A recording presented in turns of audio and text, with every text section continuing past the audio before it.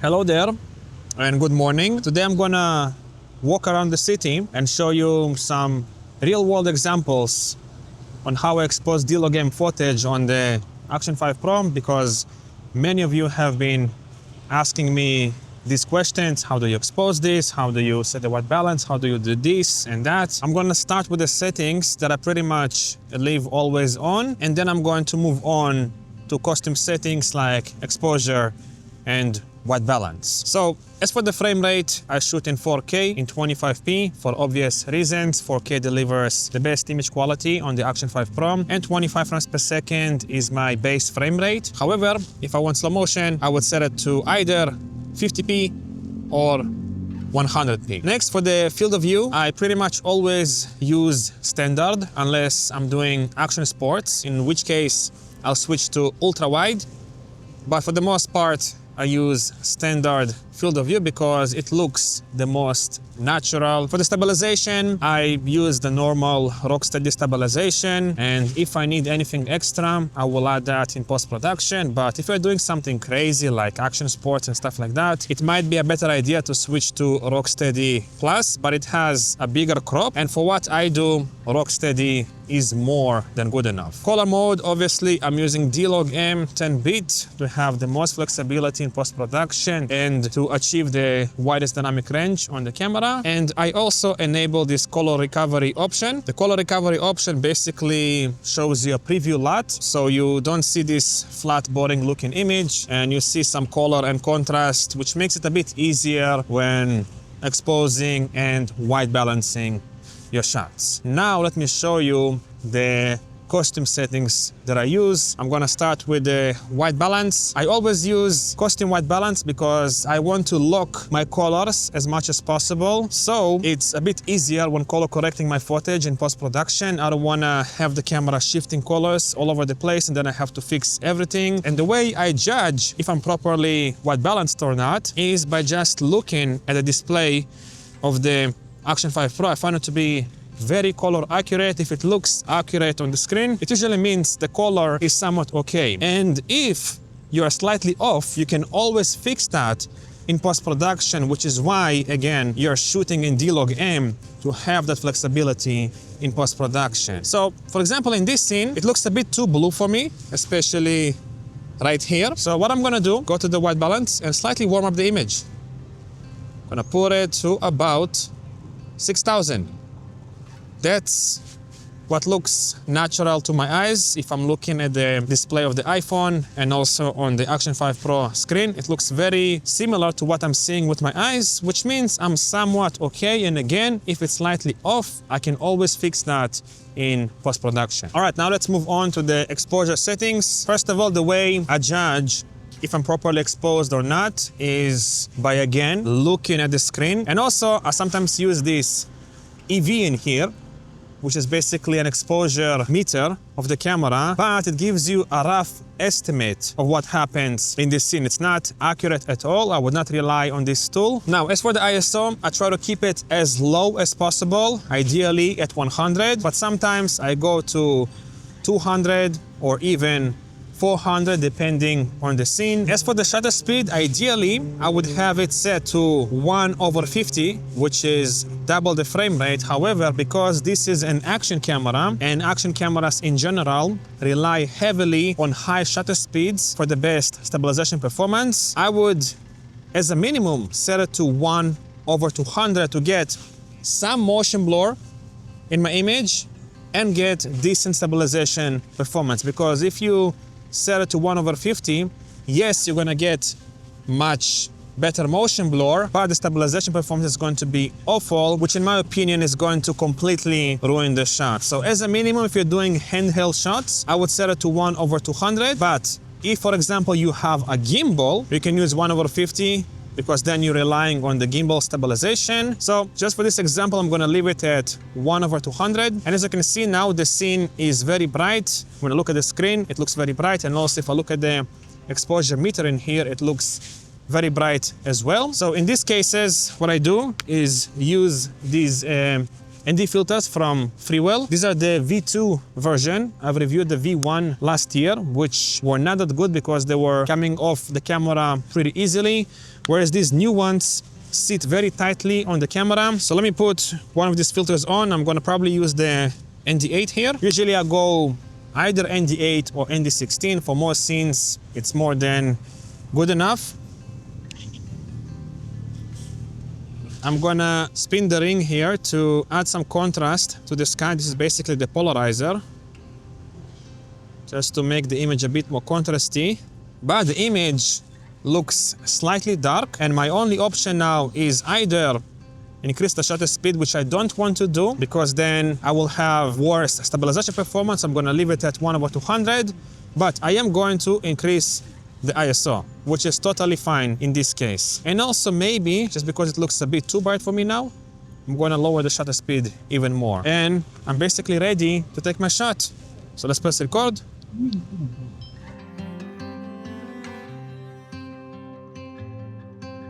All right, let me show you another example. First of all, I can see here that the white balance is slightly off. It's a bit too warm. So I'm gonna go here, go to white balance and slightly cool down the image to somewhere about here, 5400 Kelvin. Looks good for me. On the display, again, I'm relying on the screen to see if the colors are somewhat accurate. All right, next, this scene is slightly overexposed. I'm looking at the phone. It looks slightly overexposed for me. So I'm gonna go to my manual settings and basically reduce the ISO. And now it might be a bit dark, so I'm gonna crank up my shutter speed to 1/200. And this pretty much looks perfect for me on the screen. And also if I look at the exposure meter in here, it says -0.3, which is roughly okay. And I'm ready to take my shot. Let's do handheld camera movement in here. I'm just gonna walk towards this statue of these three kings in here.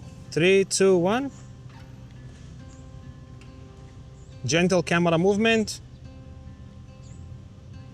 All right, I move now to a new location. Let's go to the white balance settings because it looks a bit off. I think it's a bit too warm. Let me put it to 5200 Kelvin. Now the exposure here is also off, and here you kind of have to decide whether you're going to expose for the highlights or the shadows. And honestly, in this case, I'm gonna expose for the highlights because I don't have a clear subject in the shadows and it looks a bit dark to me. So I'm gonna go to my manual settings, and I'm still using the ND8 on the camera, by the way. Let me adjust the polarizer here just to darken the sky a little bit. As you can see, now the sky is bright, and with the polarizer, the sky is a bit darker, which I personally like. And I'm gonna increase the ISO to 200, and now it looks a bit too bright for me. So I'm gonna compensate with the shutter speed, and here it looks somewhat okay. The exposure of the highlights is good, and also the exposure in the shadows is good as well. So let's get the shot. I'm gonna do like a, I don't know, slide camera movement here just to show these columns, these poles or whatever it is, and it's gonna act basically as a foreground element with the building in the background. 3, 2, 1, go. That's too low. And again.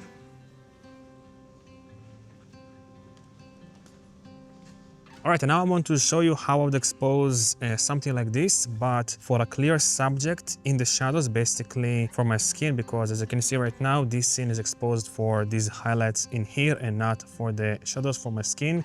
It looks a bit too dark. First of all, I'm gonna go to my shutter settings, lower to 1/200, still too dark. I'll probably have to remove the ND filter here. And this is a bit too bright. Let me put it to 100. And I think this is pretty much perfect. If I look at the screen, my hand looks roughly the same as what I see with my own eyes when I look at my hand. So the exposure is more or less correct in here. Maybe I can slightly underexpose by 1/3 of a stop.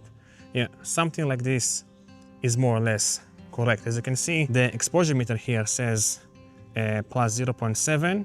But I pretty much ignore it because I want to expose for my skin. And if it looks correct on the display again, that means it's usually going to be correct when editing in post-production. However, if I look at the color of my skin, I can see that it's slightly off. And that's because the white balance is a bit off, because previously I set the white balance to the light on the highlights, and now I am in the shadows, which means I need to warm up the image a little bit. Let me put it to like 6000 Kelvin.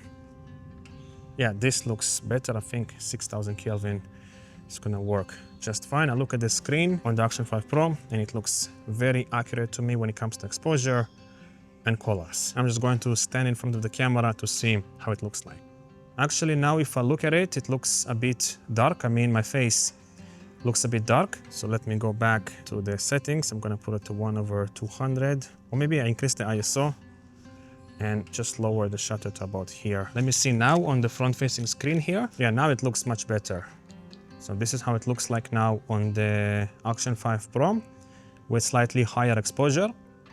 I think I'm still a bit dark in here, but it's fairly bright on this side and also on this side. I think it's because I'm wearing a hat. If I'm gonna remove the hat, it will look much better. All right, let me show you another example. First of all, the white balance seems to be a bit off in here. So I'm gonna go to my white balance settings, set it to about, let me see, like 5700 Kelvin. Looks good for me. Now the exposure is off. First of all, I'm gonna set my shutter to 1/200, but now the image is too bright. So I'm gonna take my freewheel ND filters and I'm probably gonna use the ND8. Like I said, I usually use either the ND8 or ND16. Put it on the camera and I'm gonna adjust the polarization to make the sky a bit darker, something like that. And now the image is a bit too dark, so I'm going to compensate for the exposure with ISO, and something like this looks good to me. So let me take the shot, and this time I'm gonna do a handheld camera movement. I'm gonna walk forward, and while I walk forward, I'm going to tilt the camera down to reveal basically the temple in the background in there. So 3, 2, 1, walking slowly and revealing the temple. Let's do another take.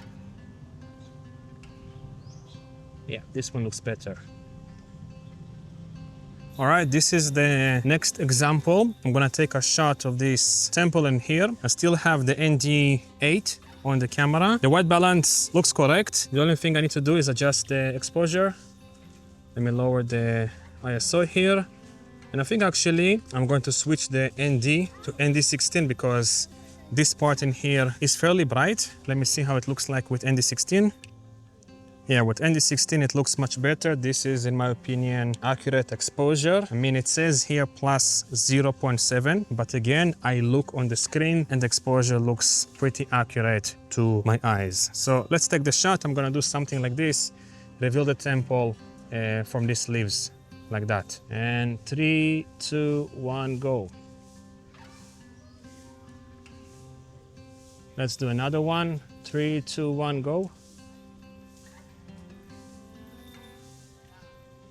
All right, since I feel like you're getting the hang of it, I think this is going to be the last example of today, and then I'm gonna come back home and color grade all the clips we shot today to show you how easy it is to actually color grade D-Log-M footage on the Action 5 Pro. But regardless, first thing I'm going to do is probably remove the ND16 filter here because it's too dark. And now let me go to my white balance settings. I think it's a bit too warm. I'm gonna put it to 5300 Kelvin. Now I'm gonna click the exposure settings here. It's a bit bright, so I'm gonna put on my ND8. Let me adjust the polarization to make the sky a bit darker in the background, the highlights. Something like this. And now the image looks a bit dark. So I'm just going to increase my ISO to 400. Yeah, I think now it actually looks pretty accurate, but it looks a bit warm because of the ND filter. So I'm gonna cool it down a bit with the white balance to 5000. And again, here I'm going to do like a handheld camera movement where I start with the camera looking up, and I'm gonna walk forward and slowly tilt it down. Something like this. And now I'm gonna start walking forward and tilt down the camera. 3, 2, 1.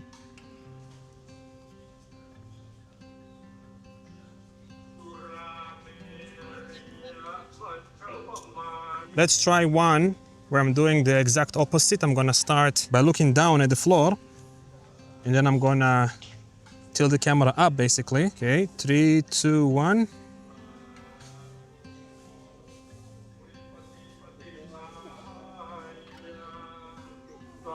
Wow, this one looks better in my opinion. All right, now let's color grade all the footage that I shot with you today. So first thing, I'm gonna start with this shot, and I'm gonna put on my Rex 709 Node 3, and I'm gonna walk you through what each node in this node tree does and why I use it. So first thing I have in here is CST in and then CST out. I'm going from Rex 709 to DaVinci Watt Gamut Intermediate. And then for the CST out, I'm going from DaVinci Watt Gamut Intermediate to Rex 709 Type A because I'm using MacBook display. All right, next I'm going to delete this dehancer node because I'm not going to use it today to keep it a bit more simple. And then I have here noise reduction. I'm also not going to use that. Then I have here an exposure node, but honestly, the exposure here is pretty much on point because I nailed it in camera, which is why I highly recommend locking the exposure in camera so you won't have to do pretty much anything in post-production. But regardless, I'm going to leave it as is, maybe slightly reduce the exposure actually to about here. Then I'm gonna go to my contrast node and slightly increase the contrast with this slider in here to something like this. Let's do 1.12.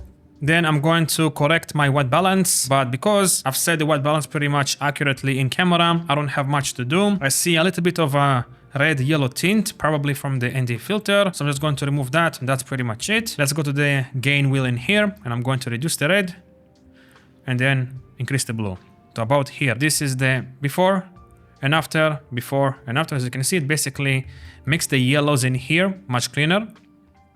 Regardless, next I'm gonna move on to this node saturation. Let me add a bit of saturation. I'm using the color slice page in here. Let's go to like 1.3.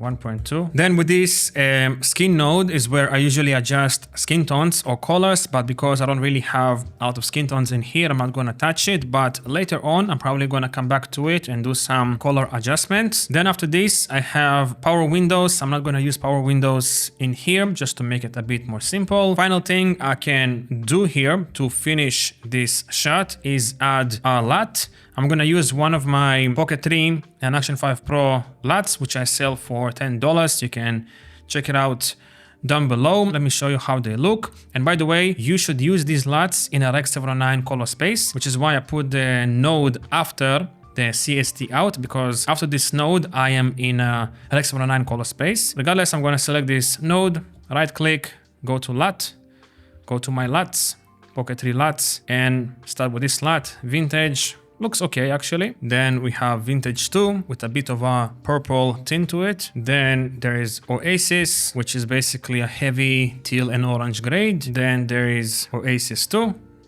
And then there is Jungle and Jungle 2. I think for this shot, I'm going to use either the Vintage 1 or the Oasis. Let me see again, Vintage. Yeah, I think I'm gonna go with Oasis. And these LUTs are not meant to be used like this at 100% intensity because it's a bit too pushed, in my opinion. I mean, it's usable, but I want it to be a bit less intense. So I recommend using this LUT at about 40 to 70%, depending on the shot. And if you're using DaVinci Resolve, you can go in here and to the key window and basically play around with this gain wheel, which lets you adjust the intensity of the node. And I think for this one, I'm gonna set it about 0.5, maybe 0.6, something like that. Actually, come back to 0.5. Let's do before and after. Definitely adds a lot to the shot. But now I'm gonna come back to this skin node and do some color adjustments. For example, I don't like this blue color in here. So I'm gonna go to my cyan wheel in here and slightly tweak the blue. Let's do minus 0.3, minus 0.3. And then I'm going to increase the density of this color, increase the saturation. Once I play with the blue, I want to make it more blue than cyan. Minus 0.5, no, minus 0.05. Increase the density and slightly increase the saturation. You can see I basically changed the color of the sky. Actually, it's a bit too much. Let's do minus 0.2. Something like this looks better. Then I'm gonna go to my yellows, slightly play with the yellows to about here, minus 0.15. Increase the density to about here. And let's saturate it as well. And honestly, I think I am done with this shot. All right, let's move on to the next shot. I'm gonna just copy paste the effects from the first one, just like so. And it almost looks good already. I can slightly reduce the exposure because it's a bit bright, and maybe slightly remove the red. It's a bit too red. That's it. I'm pretty much done. Let's move on to the next shot. Copy paste the effects from here. Now this one is a bit dark, so I'm gonna go here, increase the exposure to something like this. This looks good. Everything looks fantastic. Maybe I can slightly reduce the contrast here. Let me go 1.1. And that's it. I'm done. Let's move on to the next one. Shot of my skin in here. This is definitely too contrasty for me. Okay, so I'm gonna go to the contrast wheel, put it to like 1.05. Probably reduce the intensity of this slot because it adds too much contrast. Minus 0.25. Something like this. And here I have to add a window because the background is a bit too distracting. So I'm gonna go to my power window, add a window around my face, and basically invert this mask and reduce the exposure in the background. It's not gonna give the best results, but it's much better. It's gonna be much better than before. Something like this, more or less. So this is before. As you can see, the background was too distracting, and after it looks better. And also I can delete this second window, right click on the power window one and add an outside node, which basically will affect only my face. And I can increase the exposure of my face. So about here. Now it looks a bit too faded, so I'm going to increase the gamma as well and decrease the lift a bit to add more contrast and play around with this until I'm happy, which is about here. And look at the difference it makes. Like my face now is bright, whereas before it was pretty dark and the background was too bright. And as you can see, like D-Log M is pretty flexible when it comes to color grading. Like before, you could barely see any detail in here, but now after these adjustments, it looks pretty good and there's barely any noise in here. I mean, maybe you can add noise reduction to make it cleaner, but honestly, the noise in here is very, very minimal. I can actually increase the exposure even more, and maybe just to make it a bit more believable, come back to the window in here and slightly increase the size and also the fade. Let's put it to like 40 or 30. And then I'm going to decrease the exposure even more in here. And now it looks somewhat more believable. So this is the before and after, before and after. And also I think the white balance is a bit off. So I'm gonna come back to my balance node, slightly introduce more blue and reduce the red. It's about here. Here I can also go to the vector scope and go to the skin node, select the qualifier in here. And I'm more or less on the skin tone indicator line. But if I want to tweak it, I can go in here, use this skin wheel and basically correct my skin. Let's add a bit more density. Make it a bit more yellow in here. And also I'm gonna use this red just to make it a bit more orange yellow. Let's do minus 0.09. And then add a bit of saturation and add a bit of density, not too much. And something like this looks good. So let me do a before and after. This is before and after, before and after. I can also tweak the colors on my t-shirt. I mean, you can do so many things in DaVinci Resolve. So let's take a look at my t-shirt. It's a bit too saturated for me. Like it looks too blue and fake. So I'm just going to decrease the saturation on the blue to about 0.8. And I'm also going to decrease the density to make the t-shirt a bit brighter. Put it to about here. And now I think I'm more or less done. Like here, yeah, without the hat, it looks much better. The exposure on my face looks much better. All right, let's move on to the next shot. This beautiful shot in here. I'm gonna copy the effects from this shot, and already it looks somewhat okay. A bit too contrasty for me. So I'm gonna come back to my contrast node, 1.08. It's a bit too dark as well, I think. Let me check out the waveform. Yeah, a bit too dark in here. So I'm going to slightly increase the exposure, yeah, to about here, something like that. The white balance is also slightly off. I think there is too much green, so I'm going to reduce the red, something like that, and increase the blue to something like this. This is the before and after. Maybe actually I can go to the blue and change the blue here to be more teal, like so. Decrease the density here. It's a bit too much with this shot, something like this. Yeah, now it looks better. huge difference. Like, look at the sky, there's a big difference here. As for this shot, I'm gonna copy the effects from here, and there's not much I can do here. I mean, there's not much I need to do here. It already looks good. Maybe slightly dark, so I can increase the exposure here. If I want to be very picky, I can take the mask in here and just, you know, increase the exposure on the temple, something like this. Add an outside node to affect everything on the outside and decrease the exposure to create a vignette around the temple. And that's pretty much it. All right, and finally, let's do this shot.